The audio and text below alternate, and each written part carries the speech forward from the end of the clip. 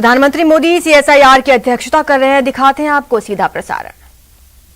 हमारे देश में सीएसआईआर साइंस, सोसाइटी और इंडस्ट्री की इसी व्यवस्था को बनाए रखने के लिए एक इंस्टीट्यूशनल अरेंजमेंट का काम कर रही है।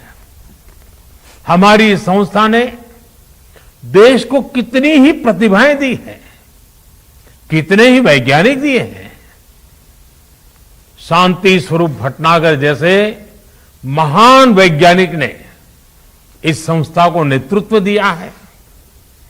मैं जब भी आपके बीच आया हूं और इसीलिए हर बार इस बात पर जोर दिया है कि जब किसी संस्था की इतनी महान लीगेसी हो तो भविष्य के लिए उसकी जिम्मेदारी भी उतनी ही बढ़ जाती है।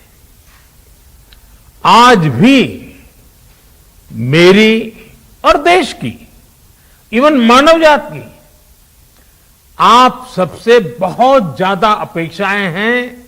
वैज्ञानिकों से, टेक्नीशियनों से बहुत अपेक्षाएं हैं। साथियों, सीएसआईआर के पास रिसर्च और पेटेंट्स का एक पावरफुल इकोसिस्टम है।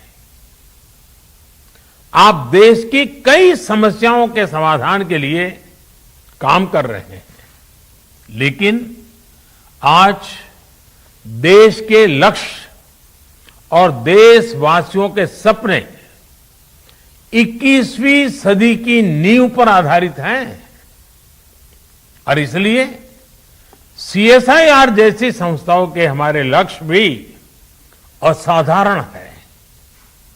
आज भारत एग्रीकल्चर से एस्ट्रोनॉमी तक, डिजास्टर मैनेजमेंट से डिफेंस टेक्नोलॉजी तक, वैक्सीन से लेकर के वर्चुअल रियलिटी तक,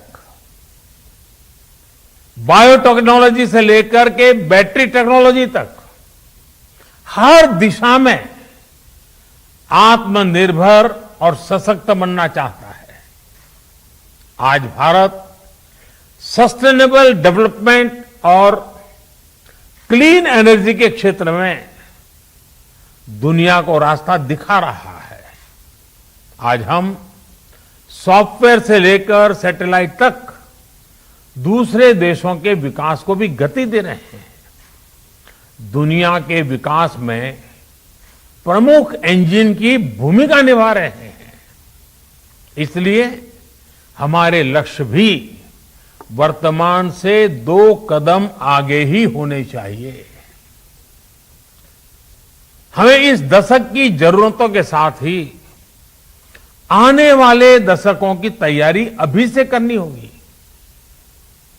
आपदाओं के समाधान की दिशा में भी कोरोना जैसी महामारी आज हमारे सामने है, लेकिन ऐसी ही कई चुनौतियां भविष्य के घर में छिपी हो सकती हैं।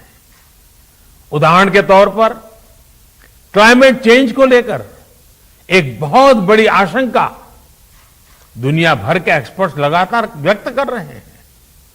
हमारे वैज्ञानिकों को, हमारी सभी संस्थाओं को भविष्य की इन चुनौतियों के लिए अभी से एक साइंटिफिक अप्रोच के साथ तैयारी करनी होगी। कार्बन कैप्चर से लेकर के एनर्जी स्टोरेज और ग्रीन हाइड्रोजन टेक्नोलॉजीज तक हमें हर दिशा में लीड लेनी होगी। साथियों, अभी यहां आप सबकी ओर से इंडस्ट्री के साथ कोलैबोरेशन को और बेहतर बनाने पर खास जोर दिया गया। लेकिन जैसा कि मैंने कहा, सीएसआईआर की भूमिका इससे भी एक कदम आगे की है।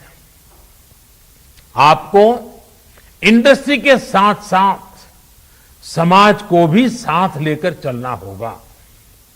मुझे खुशी है कि मैंने पिछले साल जो सुझाव रखा था, सीएसआईआर ने उसे इंप्लीमेंट करते हुए समाज से संवाद और सुझाव लेना भी शुरू कर दिया है। देश की जरूरतों को केंद्र में रखकर आपके ये प्रयास करोड़ों करोड़ों देशवासियों का भविष्य भी बदल रहे हैं। उदाहरण के तौर पर 2016 में देश ने एरोमा मिशन लॉन्च किया था और सीएसआईआर ने इसमें महत्वपूर्ण भूमिका निभाई है। आज देश के हजारों किसान फ्लोरिकल्चर से अपना भाग्य बदल रहे हैं। हींग जैसी चीज जो हर भारतीय रसोई का सदियों से हिस्सा रही है, भारत हींग के लिए हमेशा दुनिया के और देशों पर आयात पर ही निर्भर रहा है। सीएसआईआर ने इस दिशा में पहल की और आज देश के भीतर ही हींग का उत्पादन शुरू हो गया है। ऐसी कितनी ही संभावनाएं आपकी लैब्स में सच्चाई में बदलती हैं, विकसित होती हैं। कई बार तो आप इतना बड़ा काम कर देते हैं कि सरकार को, मंत्रालय को भी उसकी जानकारी होती और जब पता चलता है तो हर कोई हतप्रभ हो जाते हैं। इसलिए मेरा एक और सुझाव है आपसे, और मेरा सुझाव है कि आपको आपकी ये सारी जानकारी लोगों के लिए सुलभ बनानी चाहिए। कोई भी व्यक्ति सीएसआईआर के रिसर्च के बारे में, आपके काम के बारे में सर्च कर सकें और अगर कोई चाहता है तो उनसे जुड़ भी सके। इस पर भी आप सबने निरंतर जोर देना ही होगा।